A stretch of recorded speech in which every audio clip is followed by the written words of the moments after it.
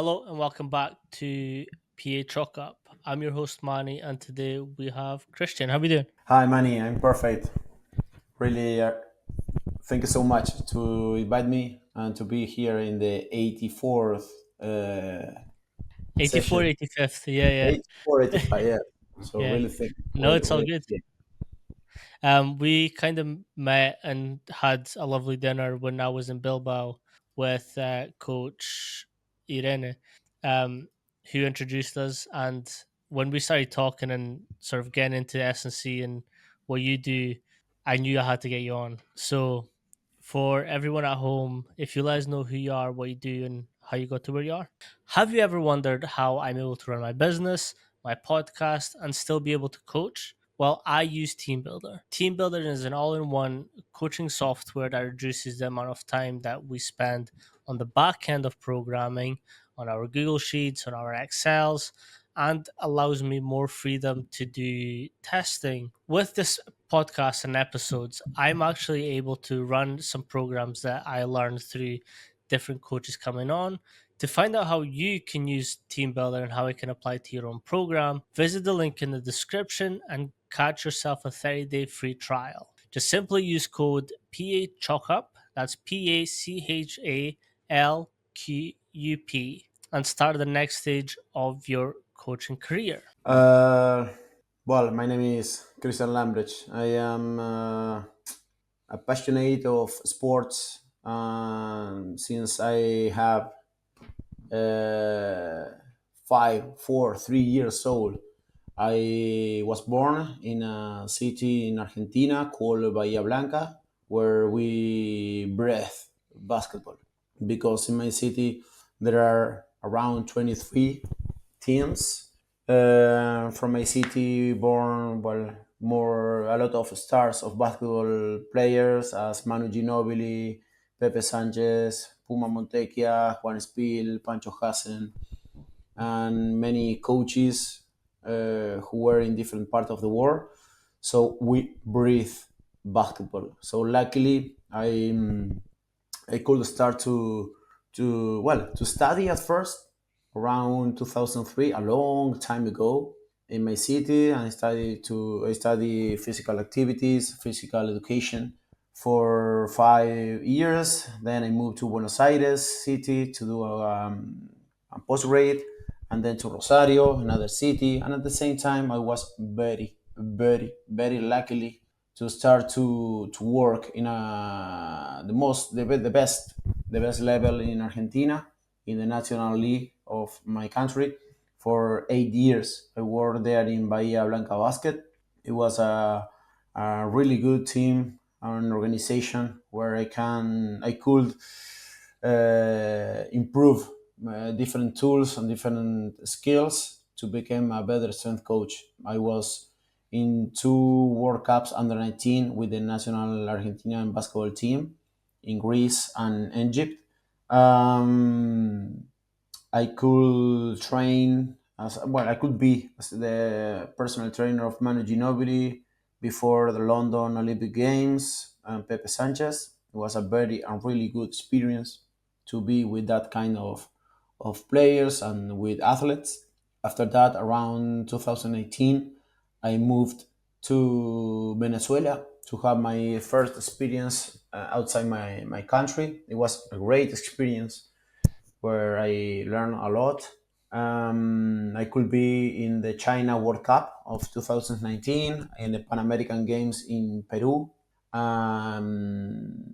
In 2022, I land Spain, worked in female basketball team called Promete around in Logroño City.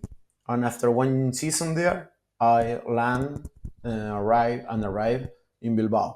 Bilbao City is in the north of Spain, a very nice city where I work in Bilbao Basket. Bilbao Basket is one of the teams in the most important European league in ACB league. I'm really happy to be here. I can work in a really quiet way. I can learn a lot. I can work with very nice people. I'm really comfortable. comfortable to work here. And what I am a very fan of sports. I love to learn from everyone and everywhere. That's one of my most important goals, to learn and to improve every day. That's the one of the most interesting point that I like. I have a girlfriend here, an Argentinian girlfriend, who, well, I enjoy a lot to share time with her. All my family is very far away. They are in Argentina, but, well, I enjoy too much my job, so I don't miss them. I'm really happy to be doing what I love, that is working in sports and basketball. Perfect. You also didn't mention that you also coached the Argentinian um, national team. And my first question is, with all the sort of experience that you've had going from Pan America to the Olympics to national, what's been your favorite moment of your career so far? Well, I lived an incredible moment around 2 weeks ago. One of the most important moments in my career, in 15 years of professional strength coaching and career, that was in the European competition with Bilbao Basket. We, in semifinals, we played in France. We lost for 19 points versus Dijon. And 1 week, exactly 1 week after, we play in Bilbao, and we must win for 20 points or more. And, well, in these special things of this sport, incredible things of this sport and magic, we were winning for just only 3 points in the last 5 minutes, and we won the game for 29 points. So we beat them. We advanced to the final, and in today we play a final of an European league. So that was one of the most important moments of my career. And another important point was in the China World Cup, when, well, I worked for Venezuela, but we played versus Argentina in the second phase group. So that was very, very, very special to be on court, to hear Argentinian people shouting and singing, to see some friends who were in the bench, some players who know them a lot. So that was a very special moment in my career too.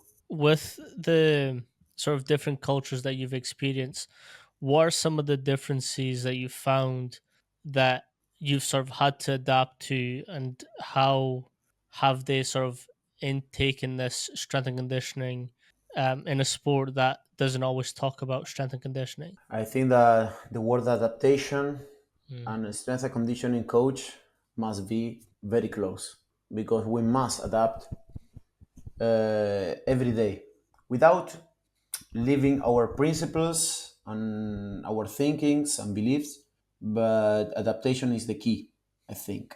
I am not the first, and I will not be the last one who talk about that. So when you had experience to live in different countries, or visiting and living in different countries, you know that there are different views on different ways to think, different ways to do the things, different beliefs, and living and working in another leagues outside my country open my head, open my eyes a lot.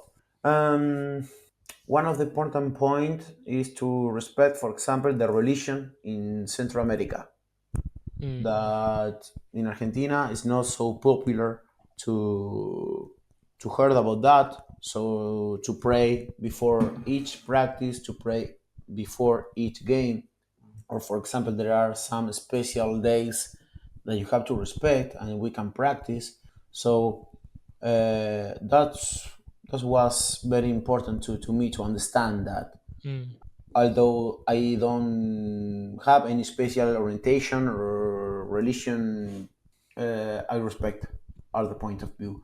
and at the same time, the food and the different habits that other players have depending on the country that they are from.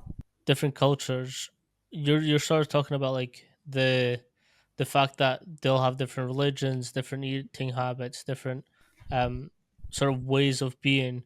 How do you maneuver your sessions around some of those difficulties that, although you have to respect and have accommodating and adapting to their needs, but also making sure that they're hitting specific stimulus to perform? I think money that, well, for some seconds ago, yes, I told you that I adapt. I open mind to understand the different beliefs, different cultures, blah blah blah blah. But at the same time, all of us, strength coaches, players, coaches, uh, whoever that is part of a team or is part of a group must respect to the laws and the rules and the Mm, culture of the country where you are. I mean that we practice at 11 a.m. because the coach like that, and in Spain, for example, everyone have lunch late around 3 p.m. So I have lunch always at 12:30 or 1.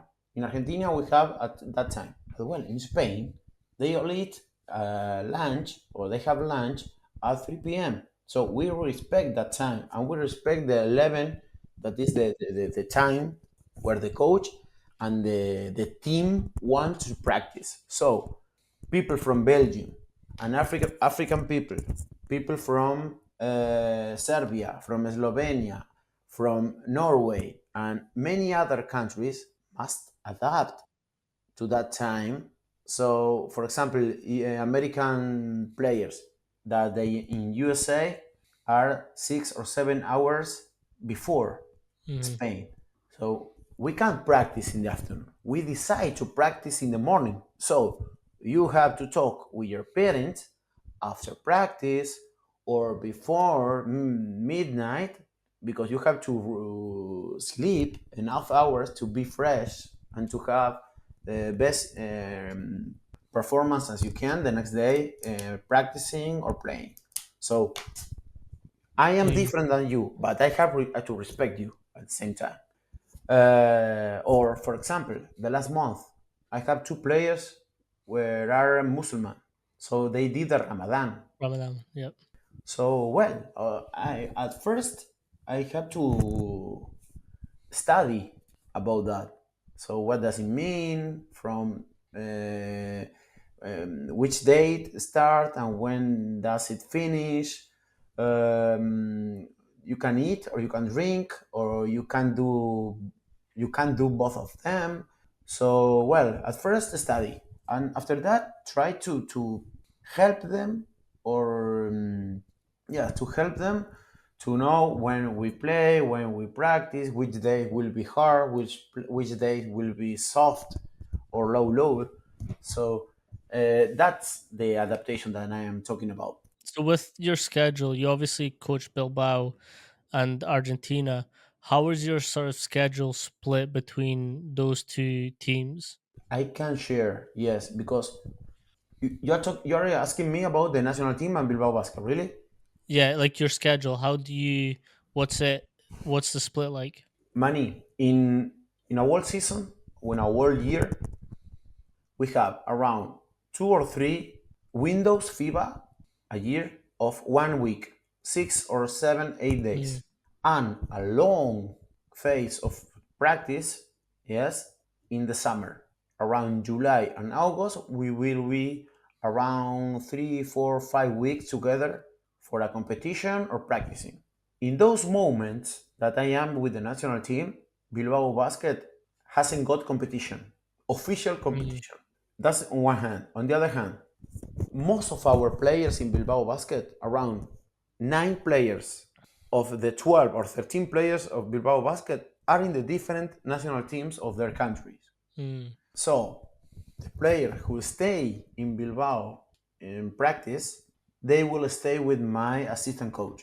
So The Bilbao Basket let me go with the national Hmm. team for that windows or for the preparation in the summer. So I can complement both Mm. jobs, and there are no problems. So that makes sense. So when it's international season, the club sports kind of have a time off because most of their players will be playing for national teams. So it kind of frees up that time for you to go across and coach and develop the squad for their upcoming competitions. Yes, exactly. Perfect. With the sort of two teams that you have, what's some programming differences that you have between both? Obviously, you're with Bilbao most of the time, and international competitions during the summer or at three different points. What's the most principles and programming differences between both teams? Manny, the most important difference between both teams are the calendar and the time available. Because I have the players of the national team, I am with them face to face around 40 or 50 days a season or a year. Mhm. So, on the other hand, with the other players of Bilbao Basket, with my team, I am with them around 40, 44 weeks. So, with those players, I can develop, I can go deeper in the different physical qualities, but with the national team, except in the summer that I have 3, 4 weeks, I can do it. I just only prepare them and manage the different situations and the different needs, and I have to be very close to them, have really good communication with them and with the strength coaches of their team to develop all those qualities and all those needs in their teams, not with me. I just only have to prepare them for the games and for the practice. I repeat, except when I have around 4 or 5 weeks of just only training, practice before important tournaments in the summer. Just only that. With your programming, what are some of the different qualities that you look to develop based on the time you have with them? Which is the quality you are Yeah, asking? so what qualities do you most try and develop with Argentina, and then what qualities and sort of foundations do you try and build from start to finish with Bilbao? I think it's a difficult question, the answer, because general needs is impossible to think actually. Mm, It depends. It depends individual needs. yep. So I can answer you money. No, strength. Strength is the weakness of most of the players. There are some players that they are strong. It depends. It doesn't mean if I am in Bilbao Basket or in the national Argentina national team. So uh, global answer is impossible. Perhaps it's true that with the national team in situations of FIBA window of 6, 7 days, and in those 6, 7 days we play 2 games, and perhaps we have to move from one country to another one. So perhaps we Hmm. have 4 practice in 7, 8 days and 2 games. So I can focus in mobility, on stability, more than strength or maximal strength or power, blah, blah, blah, blah, blah. Just to Yeah, do small stimulus, and that's enough. like the minimum effective dosage. That's kind of like, Yes. I, I'm sorry, Manny. And yeah. I have to think that I don't know exactly what they have been doing Hmm. in their teams and with their strength and conditioning coach. I do a research. I collect information some weeks before I meet them in the FIBA window concentration. But doing this doesn't mean that I know perfectly and deeper what they have been doing. So I don't know if they do squats with 10 kilos or 100. So I can expose them to a Mm, squat of 100 kilos 2 days before a game if they haven't been doing squat for the last 2 or 3 months. This is yeah. a basic example. No, no, I agree, and I think with the international stuff, because you don't see them all the time, it's kind of hard to understand like exactly their training age and how they're going to respond to certain stimulus when you've not been with them. Yeah. Um, with looking at Argentina and then going to Bilbao, when you do have time to properly develop and track them through their whole season, so you've got like your preseason, your in season, your off season. How does that change to individualize their programs? Yes, it's different because I am with them around 30, 35, 36 weeks in a season. So we can build together a program. We can improve different qualities. We can uh, work in one goal for a long time. We know that we play 2 games a week, that we travel, blah blah blah blah. But in Bilbao, I know that I have 2 weight rooms. I know that the methodology and the day by day, I know it.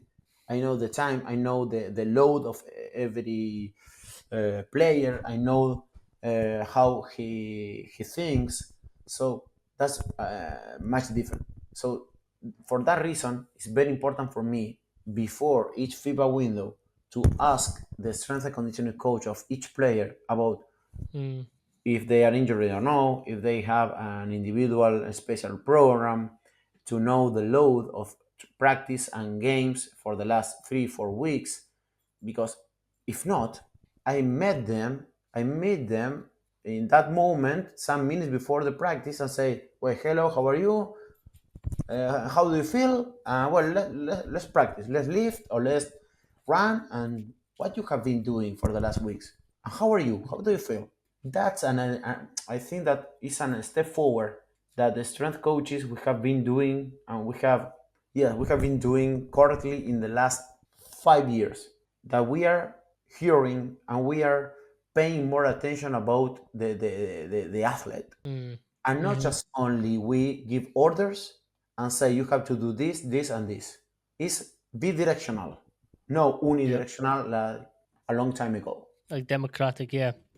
So yeah, so this is what I like to talk about as well. So with my program, I like to look at a lot of like flexible non-linear periodization where it's kind of undulating, but the undulation actually comes from um, how the players are coming into their session.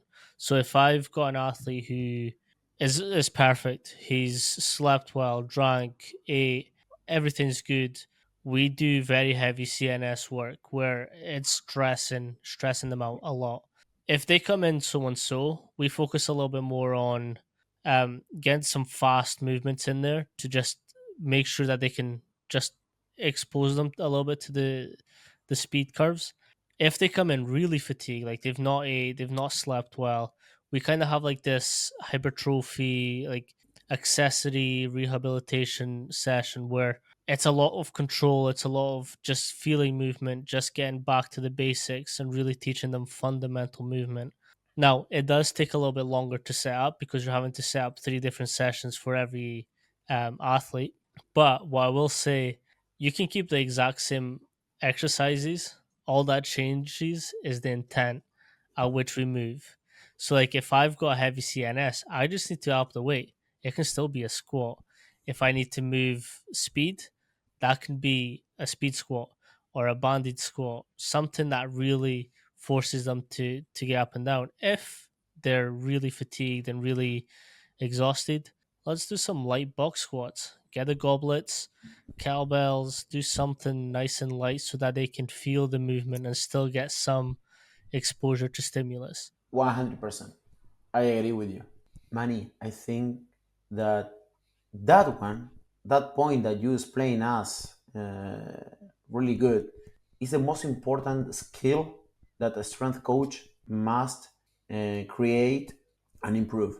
That's the Mhm. difference, I think, between a good and a very good strength and conditioning coach, or a very good and an excellent strength and conditioning coach. Have you ever asked an athlete or a player which or who was the best strength and conditioning coach that he had and why? Have you ever? No, I always assume I'm the best. Well, that's a very good point. That's a very good point. But who say that? The athlete or yourself? I say this. Ah, well.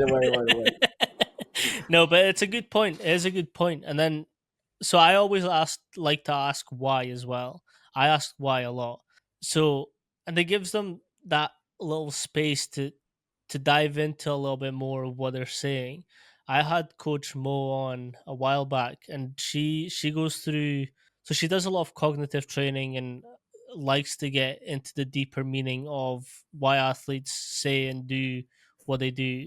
And she has this thing where if she asks, or if she asks a question and an athlete replies, she'll be like, "Yes, but why?"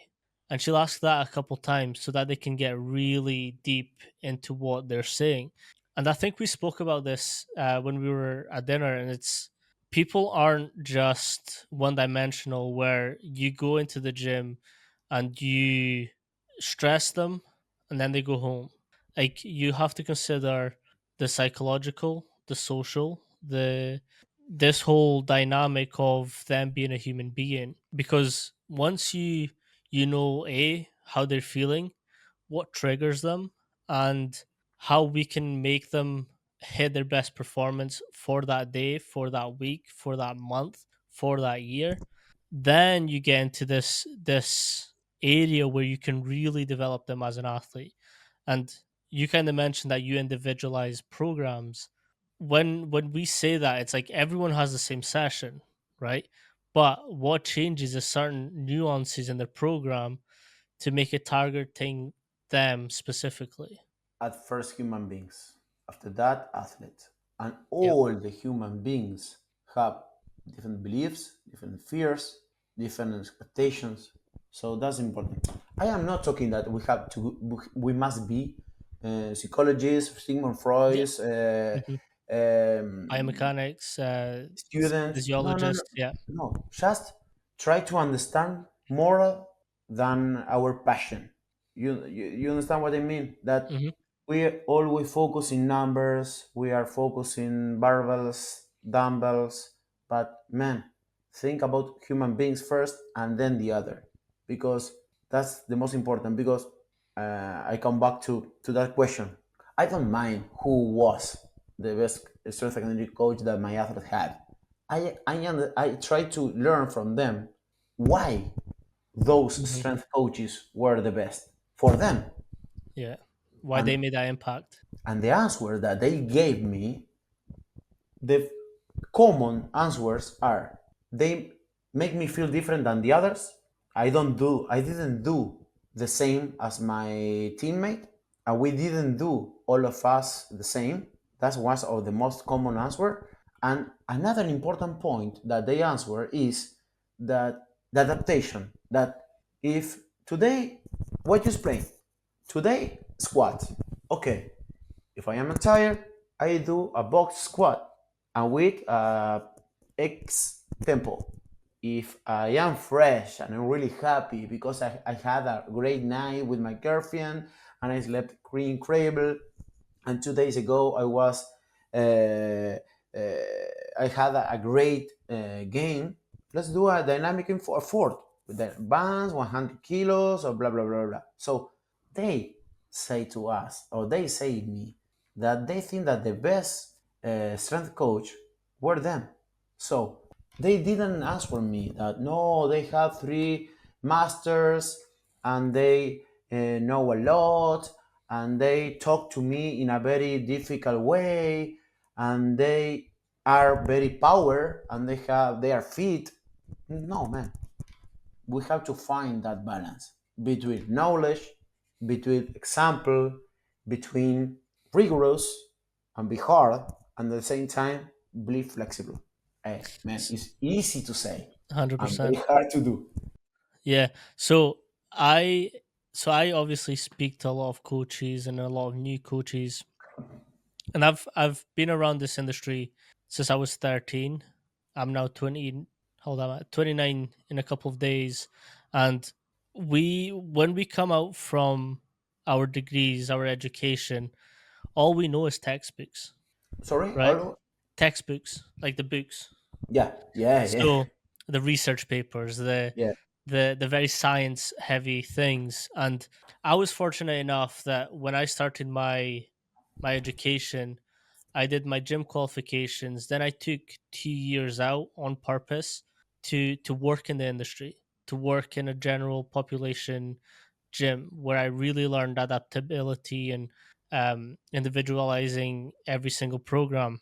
I then done my university, but throughout my university, I always had work placements that I did, just getting a little bit more experience. And you quickly learn that textbooks are just averages of the human population. So like when we then get face to face with real elite athletes, real population and anything in between, you learn that everyone is different. So you can't treat them like what you read in textbooks or research papers, because we're not lab rats, right? In research and in textbooks, it's every variable is controlled. Or you need to eat this before you come in, or you need to sleep this before you come in, or you need to do XYZ before you can come in, so that we can get stability within the results. Humans aren't going to do that. If How many times have you came in and you've had that plan that you're doing a 85 to 90% 1 RM session, and your athlete gets in and is like, I'm not doing that. So, like, what do you do then? As a coach, what do? You have to adapt. And I always talk about this checklist when my athletes come in, and it's, first of all, give them a fist bump. If they give you a good fist bump, I'm like, okay, he's ready for the session. He's That's one box ticked. Yeah. If he's like half-assed, like giving me a slow, weak fist bump, I'm like, okay, I'll keep an eye on that. And Yeah. then I asked, how did you sleep? How did you eat? Anything at home going on? Are you good? What's happening? And then that kind of determines how the session is going to go. I will jump them. I will do whatever it takes, but I find that first sort of couple minutes more important, because it'll tell me a lot more about how that session is going to go. Exactly. One thing is what we expect, and another different thing many times is what happened. That's 100%. the problem when we have hard plans in different ways of the life. We have ideas, then the ideas could change. I am not talking money that we have to, well, day by day and Mm, let's see in the moment. No, no, no, no, no, no. We must have a program. We must yeah. think about the next 4 weeks and have in head the next 8 weeks. But man, we have to solve problems and we have to be to each person in the right moment, in the right place, the right stimulus. That's the key. 100%. But well, for that, you must have in your rucksack as many tools as you can. If not, you will always do the same answer to different problems. 100%. I think this is what really sets coaches apart. And I was speaking with Ben Hollander, who's another coach in Arizona, and we were talking about the differences between principles, methods, and application. And we've always heard, you've mentioned backpack, I say toolbox, with all your tools and all your principles, all your methods. But I've not figured out exactly how to word this, but you should look at your toolbox having 3 or 4 different levels, right? At the top is like the tools that you use most often, like the principles you use most often, the things that you know works.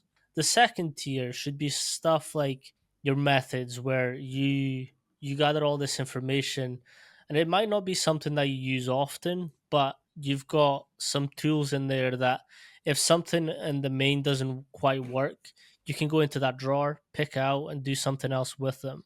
The third tier should be your application of things like, okay, this is how I usually program.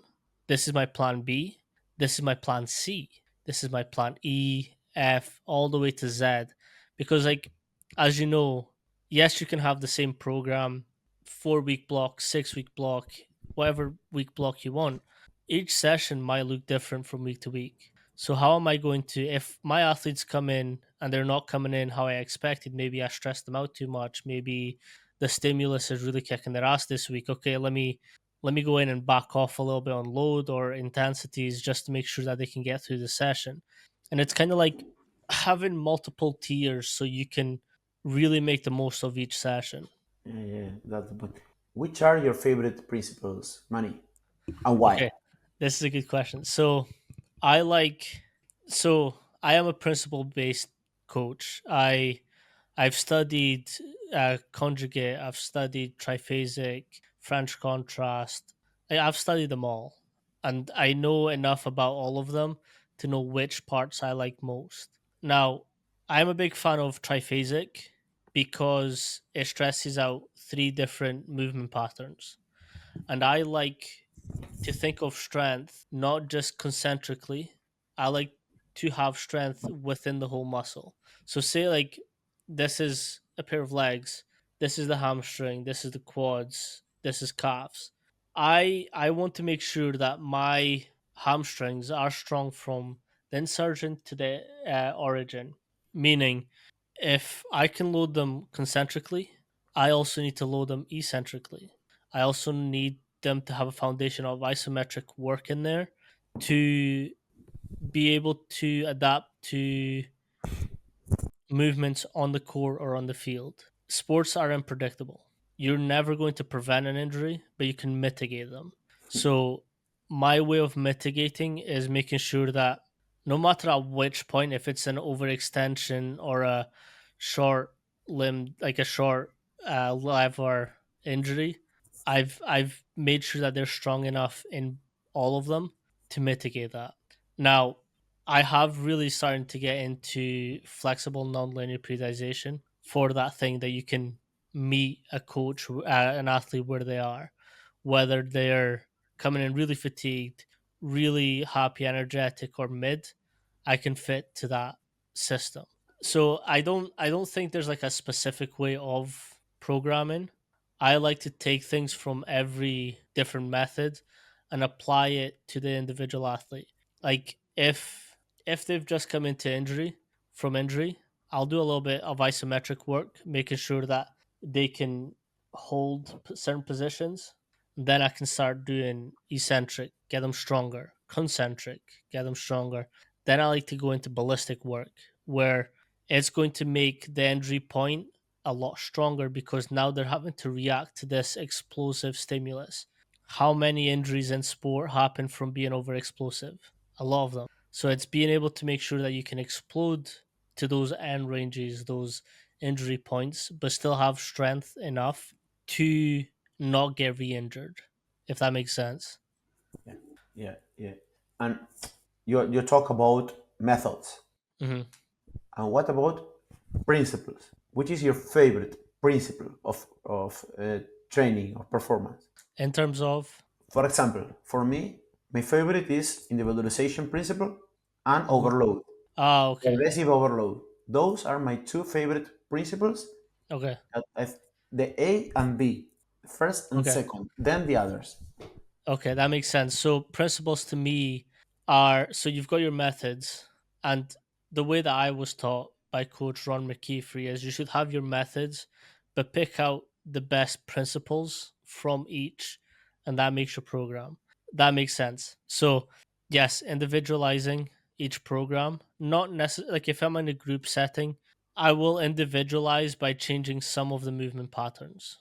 If it's an individual athlete, then I can sort of tailor each session to what his or her needs are in that session. Now, progressive overload is the fundamental one. Like you have to keep re-stressing the athlete. Adaptation comes from stress. Adaptation comes from recovery. Adaptation comes from sleep. So you can stress them, but you also have to sort of figure out, okay, this is my overload, but I also need you to recover on the back end.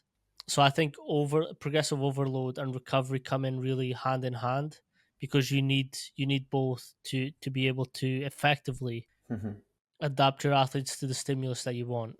Now, progressive overload, I think, gets sometimes bastardized by what people think progressive overload, and it's not just adding 5 kilograms on every week. that's progressive overload, but it's not.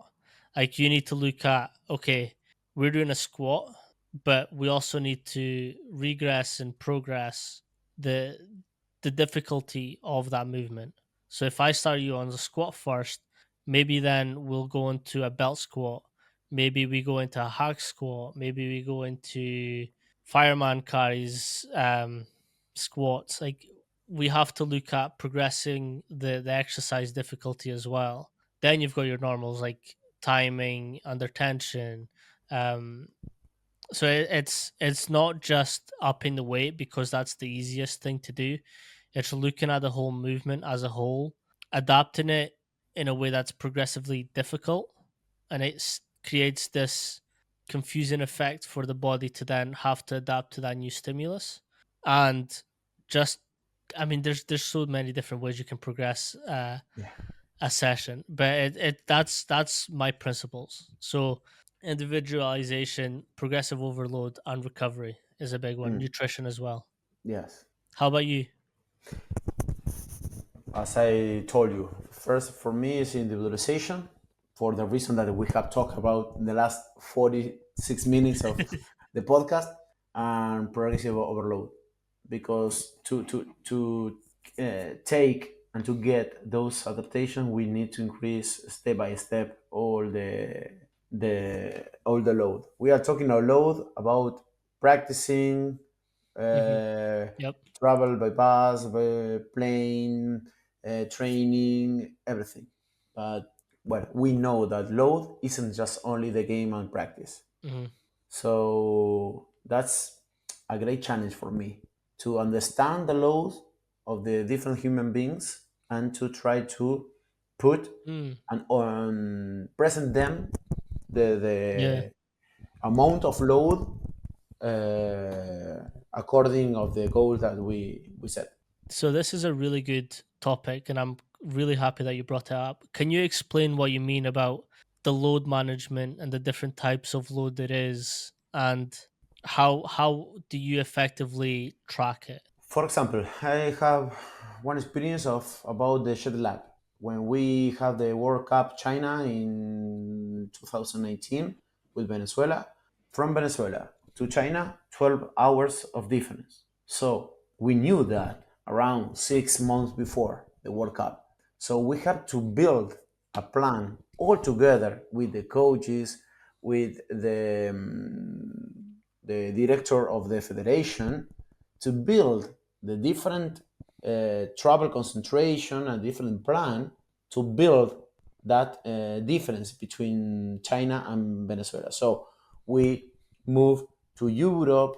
We stay around 8 days there, 1 hour per day. Then we move to China 6, 7 days before the beginning of the World Cup. So that was a really good challenge and a plan that I didn't do it alone. We build it all together. Another example in this subject is the difference between the time between Europe and Argentina, where we used to, or in America, South America, where we used to play or we used to practice. So most of our players in the national team come from Italy or from Spain. They play in these leagues, but we practice and we play in America with -5 or -4 hours. So we have to manage, we have to make decisions about when we practice, at what time, and in summer when we start the practice here in Europe, most of the players are in holidays in Argentina. So Hmm. they come to Spain 5 hours plus or forward. So we have to start the first 3, 4 days of practice at midday Mm. because in Argentina they are at 7 or 8 a.m. So we have to manage all that. So that's a good point to learn and to manage that situations. Yeah. What about like individual loads throughout games where you're having to take that into account? And I'm going to guess that a lot of the decisions that are made playing wise are based on load management. For example, Manny, we play on Wednesday. The next Wednesday, we will play at the final, yes, of FIBA Europe Cup. Okay, we have 15 players. The day before, the coach decide which player will be the 13, 14, and the 15th. So after that, I have meeting with the technical skills coach, with my assistant coach to decide when we have the available the court and which will be the plan to work with those players. So the second step is to organize that and communicate to the player. So they work with us around 1 hour, 1 hour 30 in the weight room, no more than 1 hour, 1 hour 15 minutes, sorry. And then they go with the technical skills coach. Or we used to do two groups. One or two players start with the technical skills coach on court, and Mm. we start in the weight room with one or two players. After 45 minutes or after 50 minutes, we change, we switch. So in that way, we do compensate the player that they don't play that day. With the players that with the 12 players that they play, for example, the Wednesday night, if those play one of the players or two players sometimes don't play more than 8 or 10 minutes, we stay in the weight room working with them, and the next day off, or they if they, we play again. For example, this week we play on Wednesday and on Saturday. So on Thursday midday we practice too. So that day they practice the 15 players at the same at the same time, the same way. That's the ideal situation. Mm. Playing at home, etc., etc. If we are on the road, I have to manage with the team manager about the available court, the weight room, distance between hotels and on the court to go by taxi or go by bus or by Uber or whatever. But the idea is that one, the general idea. So I think it's a really important thing that you've just mentioned. It doesn't matter that they're on the bench. You still need to stress them and create that difference that the players that have been put on to play, so that they can, in case of an injury happens, they're able to still play at the same level, at the same intensity as those that played on the field. Exactly. But uh, I, I hate lost time. I Mm, hate lost time and opportunities. And I try to explain this idea to my players that each day that they don't practice or they don't play, they are losing time and they are losing opportunities to be better. Perhaps this sound very philosophical sounds or letters and sentence, but if we keep working and keep repeating this idea, the players understand this. So I don't want to punish them with extra work. I am not punish you. I am not a police. I am not your dad. I just only be your strength coach who want to help you to be better. mm, And if you don't play today and you don't practice, tomorrow we can take a flight, you don't practice, you don't play, you lose 2 days. In the next game, 3 days after, you have to play, you are in disadvantage. mm. 100%. That was for me the most important to try to explain them. I am not the bad boy. Yeah. I try to not be the bad boy. I try to be a guy who try to help them and the team. The most important. I really like that point where, and I think it's an important way to describe it to athletes. If you're missing sessions, you're now at disadvantage from those who have been doing it, because they've already got this extra load different to what you've been exposed to. I think that's really important to teach them as well. I think, Manny, that all of us must be prepared for the challenge ahead. All of us. You doing what you do every day, me doing what I do every day. The players the same. I always tell them, you have to be prepared for when the coach give you the opportunity to play. This world of the sport change a lot day by day Mhm. and week by week. Injuries, different opponent situations, different things that happen. So you have to be ready always.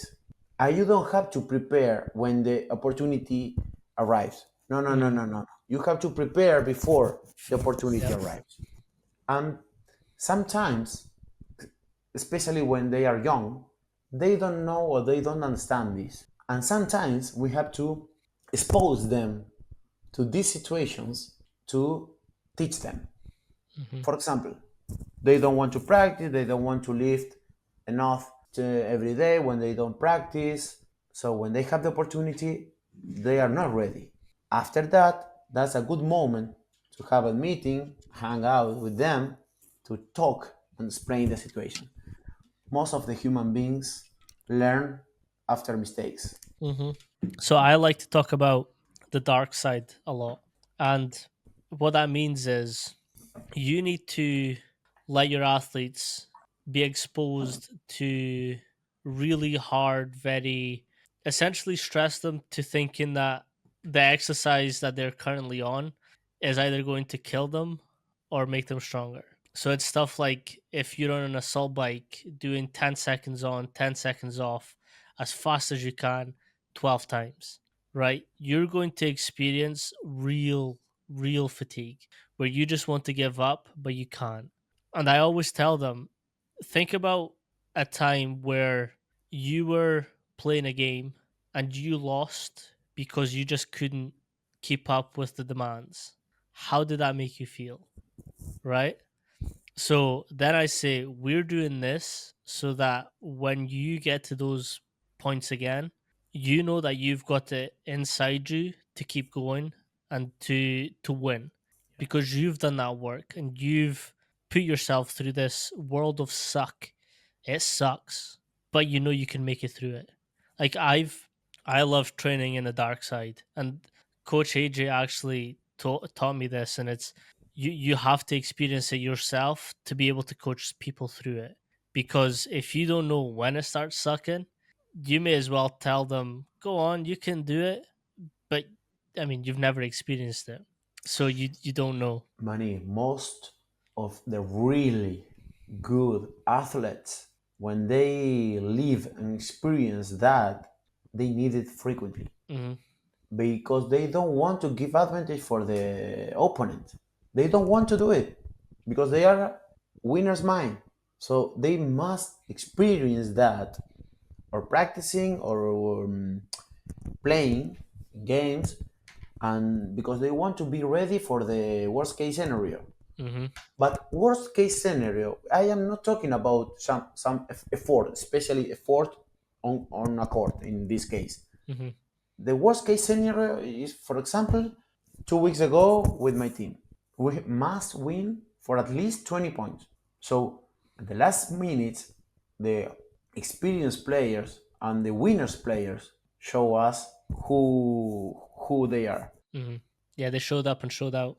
Yeah, no, that's an important thing to say as well. Is like, I mean, it's the fourth quarter, 5 minutes left in the game, and they won by 29 points. That's like not only did they have more stamina than the team that they were playing against, but they managed to do it at the very last 5 minutes where they're already fatigued from accumulation from the first three quarters, and now they're having to push even harder and further because they still need to win.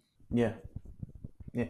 Many things, not just only stamina, many things. Yeah, Because yeah. the competitive minds, the opponent, because the opponents they did some things wrong to beat them 28-2 in the last 5 minutes. Hmm. But that was a great experience for many points of view. And I think it's also important to reflect on every game and every training that you do, because then, I mean, I'm from a performance background where every Monday we sit down in a classroom and we run tape and we had to keep account for everything that we did. That taught me accountability for my performance.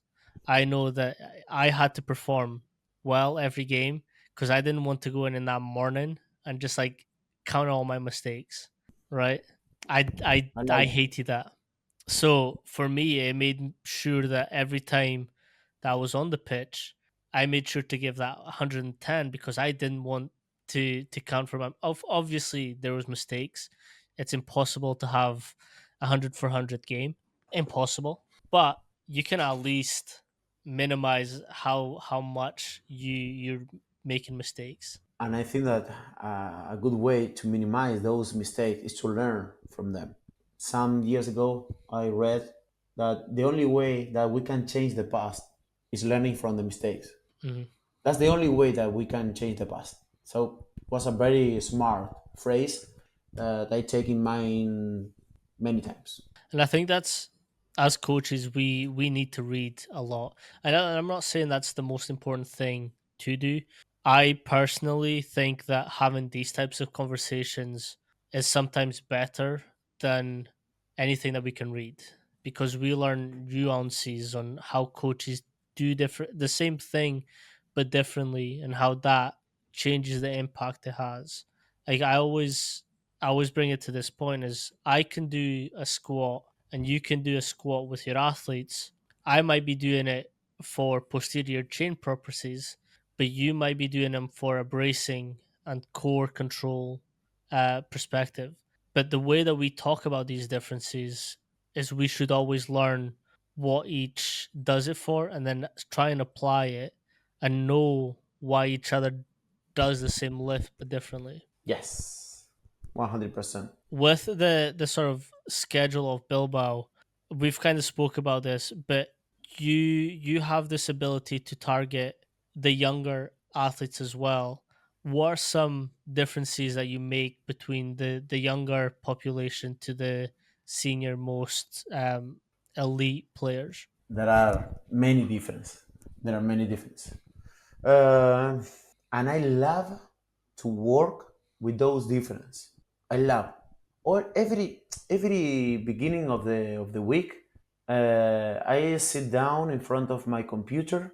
I see all the week.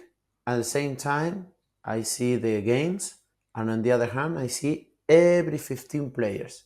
And Mm, the challenge for my week is that one to know what to do with the young players and to do with the senior players. For example, one of the difference we have a technical skills coach. 1 hour before each practice, we practice at 11 a.m. Since 9:30, we start with the individual workout. At mm, 11, we start with the team work, with the team practice, video, lifting, or on court team practice. Okay. From 9:30 or 10, start the technical skills coach, and I am in the weight room working with some players. So young players are those who do more individual workout, who do more frequent, more sessions of individual technical skills sessions. We do more um, strength session extra. So I must do the difference between them and the seniors. The seniors perhaps come 40 minutes before the practice or 30, and I listen them much more than with the young players. With the young players, I tell them, well, I share a table at the WhatsApp group, and they know what to do in each day, where, blah blah blah blah. With the all players, I listen them a lot. Why? Because they know themselves much more than me. They know what they need. They know mm, what is good for them and what not. So, for example, I have one, two, three, four players more than 34 years old. 33, sorry. So at the beginning of the season, I talk with them. What is good for you? What it is not for you? Well, this, and this. Okay. I did some assessment for you. I think that you need to improve this. Okay. Let's do build a general work, general plan together. Then they do what I say. But the beginning was working together with the young players. I can hear them at the beginning, just a little bit, and then they do what they say. Mm. Because perhaps they don't know exactly what they need. They don't know their bodies. So I heard them, but they do what they say. Yeah. How important is it for you to sort of teach them fundamental movements so that when they get to that elite level, they're more in tune with their body? For me, it's very important. Fundamentals in different ways. Fundamentals in habits, man.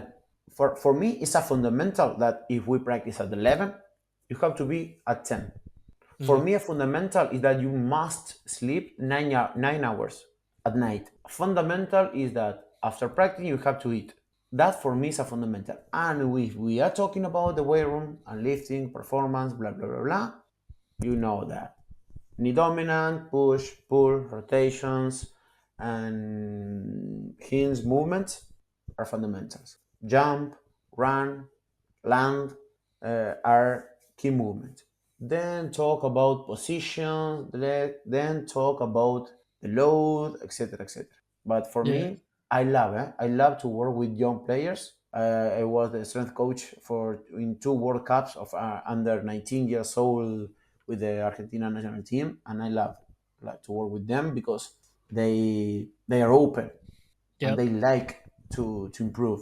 And in that ages, they want to to jump higher. They want to be Competitive. bulky. They want to be big. Blah blah blah. So that's a big difference. And Yeah. I learned a lot from senior athletes, Yeah, because they know what they like at that point. and more in the cases that those athletes who played in NBA or in EuroLeague teams and many very high levels, man, heard them. You spoke that there are different types of training within your teams. You spoke about individuals and team. Can you talk a little bit about the differences between the individual practices and the team practices for you? For example, we start 1 hour 30 before or 1 hour before team practice. In those 90 minutes, those 60 minutes, in different moments, the players arrive to the facility. Um, in those minutes before team practice, we did different things. Sometimes some young athletes lift every day. Hmm. Some other senior athletes lift just only once or twice a week or 3 times a week. In those moments, those young players have technical skills stimulus 2, 3, 4 times a week, and those seniors players don't have technical skills in the whole season. They just only do teamwork and team practice because they don't need that. They just only need the load and the stimulus that the coach in the team practice apply. Okay. Some athletes lift after practice. Some athletes prefer to do it before. So that's the point to be open mind. Yep.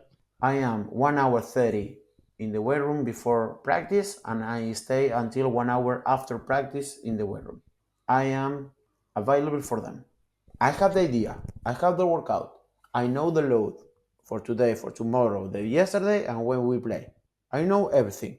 I am Mhm. open, but I decide. Yeah. So is that more when you do the accessories and more mitigation work to prepare them for their games? Sorry? So is the individual sort of sessions, is that when you stress them a little bit more with the accessory work and the mitigation work to prepare their bodies for their coming games? Yes, because I know the path before the game. I know the path to the game. I know what the coaches want for them. So I try to manage all those situations. Mm. And I repeat, for me, that is the most challenge of my job. Because for me, it will be so bored just only to do the warm up the same to to all of them, to do every day the same for all. No, for me, is to have all of these factors, all Accounted of for. these points in my head, and to manage. For example, Manny, today we play on Saturday. After we play in Andorra. Andorra is far away from Bilbao.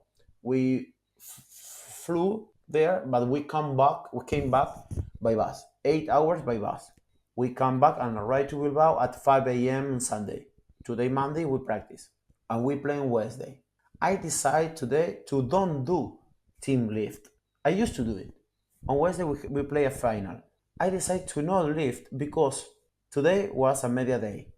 Journalist, Hmm. long video, then the team practice.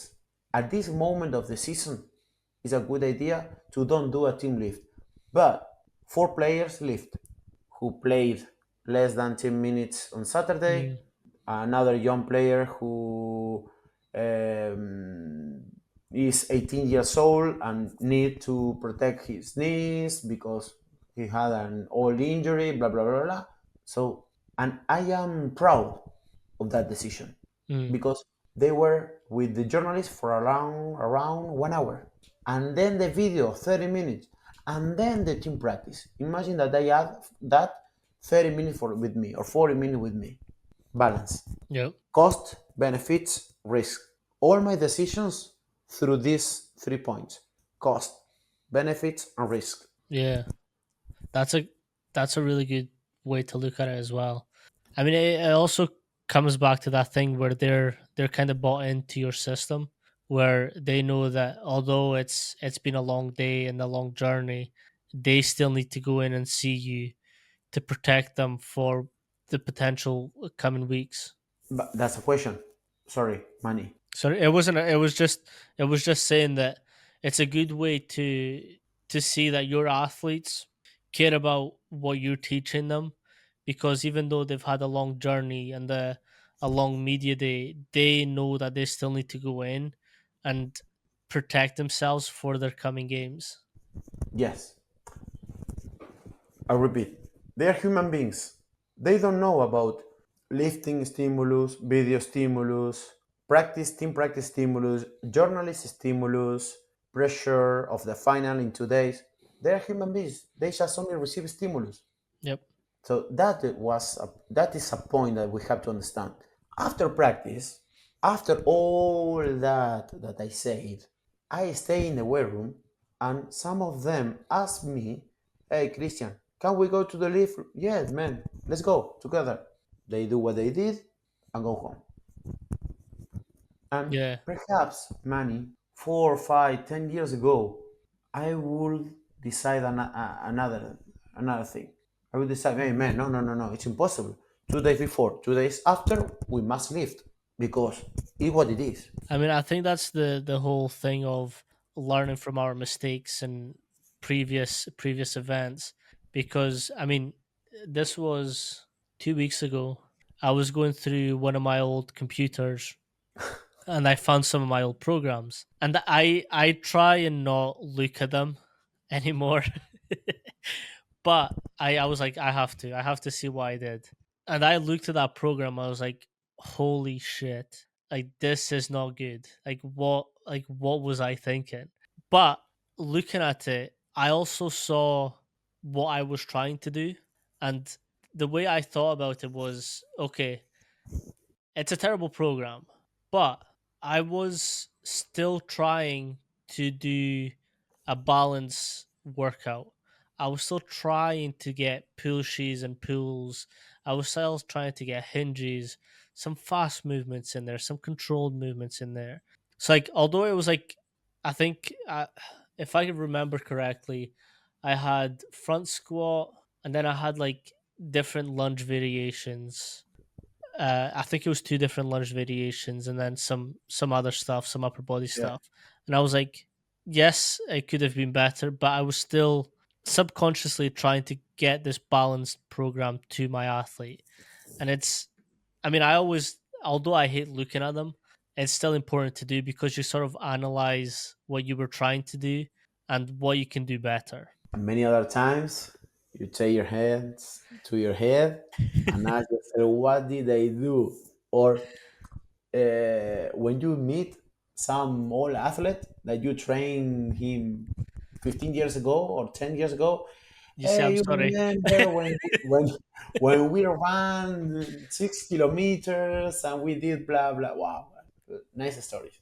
How important is it for you to work out and experiment with yourself and then trickle your findings into your programs? I like it to do it so much.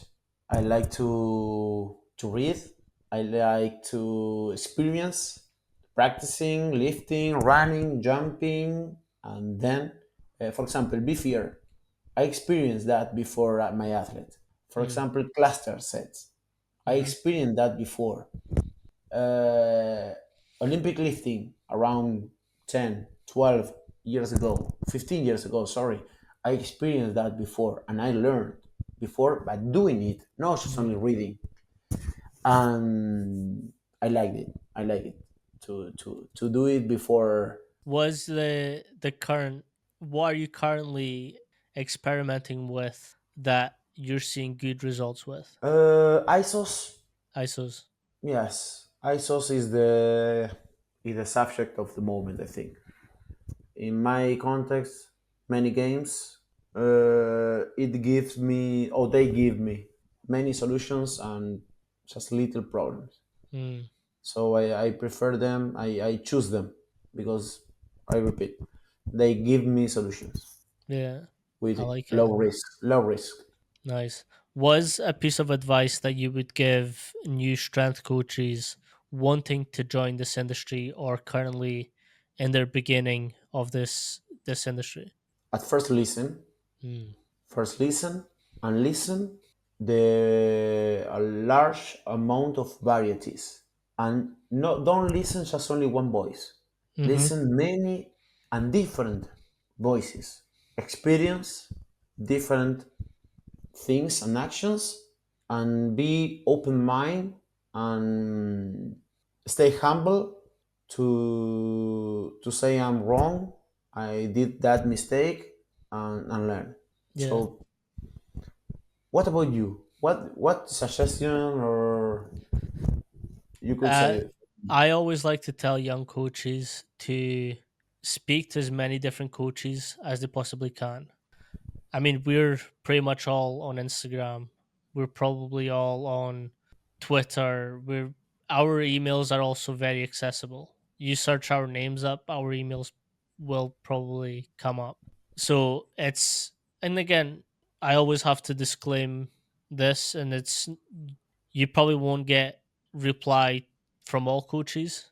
The majority will answer you back and want to talk to you. So it's spending time speaking to them. Sorry. My second advice is try and spend time with them and just don't expect to be paid because this industry sometimes doesn't pay a lot. So be comfortable working and experiencing their weight room, their situation for free and just shadow them. Just shadow them, have a pen and paper. Any question that you have, write it down. Write it down at the end of the session, ask them those questions. So for me it's much more of talking to the practical and then trying to shadow coaches that you like and respect. Now, me personally, I always like to talk and interact with coaches that I might not agree with, but at least I can understand why they've came up to that conclusion based on everything that they've spoke about. Yeah, I agree 100%. Not just only heard and see people who talk in the same language. Hmm You know what I mean? Yes, Yeah, so the variety the same and thought yeah, process of programming. Yeah, you need to experience all sides. and don't be a fan of some. Don't stay in a close position. Hmm I'm a fan of Olympic lift. I'm a fan of fun people can't uh, can't separate and difference things because they think with their heart, not with their brain. hmm So Egos. I am not a fan of nothing. I just only see, heard everyone. Then I decide. Hmm But at 100%. first, listen. At first, listen. Is the first step. It's the principle of becoming a sponge. Like you, when you're in there or when you're speaking to coaches, listen and absorb everything, everything. From everyone, eh? Yep. Not Yes. just Yes. only from the best of strength. No, no, no, no, no. We can learn from a player.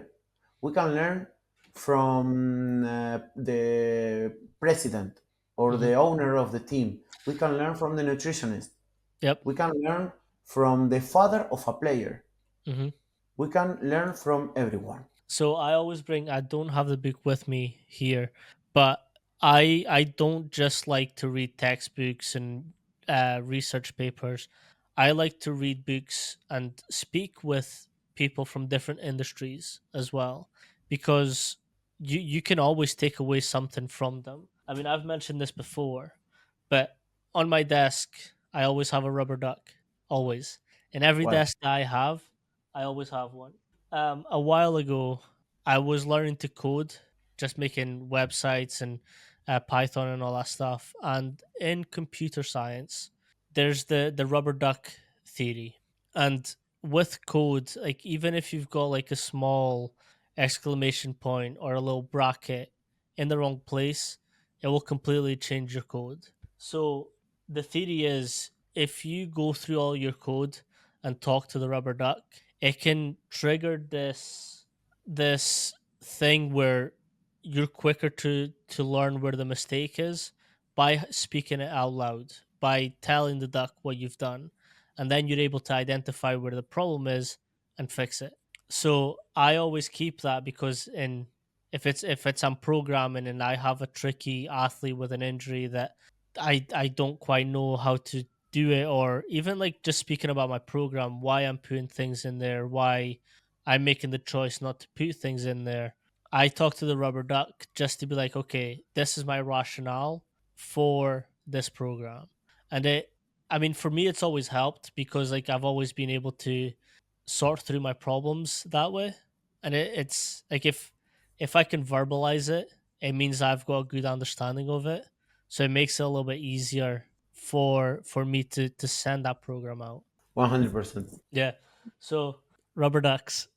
Yeah, yeah, I will buy one. I will buy one. Yeah, yeah, to have here in my desk. Yeah. A good idea. It's just, and again, it's different things that you learn from different industries.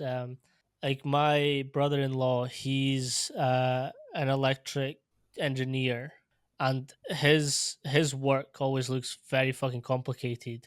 But I can ask him like, what does this mean, and how does it relate to potential like movement or um physics, or like what's the understanding behind it. And then like I start looking at movement and reactions differently from that interaction. It's I mean it's I don't know if it's the same in Argentina or in Spain, but in Portugal we have this saying where it's you can learn something from everyone, even a dumb person. You can learn not to be them. Yeah, we have that similar phrase, but I know the meaning, and I like that because listening dumps or listening different perspective as your, for example, brother-in-law, an electrician engineer, you take perspective about yourself, about your job. Mhm. If not, you are in a bubble. So if you read just only strength and conditioning books, if you read just only nutrition, if you read just only all about your subject, you stay inside the bubble. That's the Mhm. same is that when you travel and when you meet people from different parts of the world and when you have different meetings and talks with different people, yes, you move outside the bubble Yep. and you have perspective about where you are, who you are. I agree. It's, I mean, we're both in different countries from our origins, and like even some of the nuance differences in culture, you kind of have to adapt to and think to yourself, this isn't my country. This is how they do things. So I'm not going to force people in their own country to do things my way because it's not my country. So how can I learn to sort of maneuver myself within this new dynamic? Like when I was in Spain, I always like to try the cultures thing, and I think that one of the thing that Irina exposed me to was the wine and Coca Cola, and I was like, it's a weird mix, but I'm here, I might as well try it. So I ended up liking it. Um, but it's always being able to have influence from different cultures and be and experiencing how they do things. I always think that's a big importance, is learn from everyone that you come across. Yes. It doesn't mean if it's a dumb or Mm, a genius and scientist or whoever. 100%. I really appreciate you for coming on. If you let everyone know where they can get in contact with you and follow along your journey as well. Well, yes, I'll let you know. Thank you so much. So I will pull up your Instagram if people want to contact you and ask a little bit more questions that we might have not covered. But yeah, thank you so much for coming on today. Thank you, Manny. Thank you to contact me. Thank you to make this moment so nice.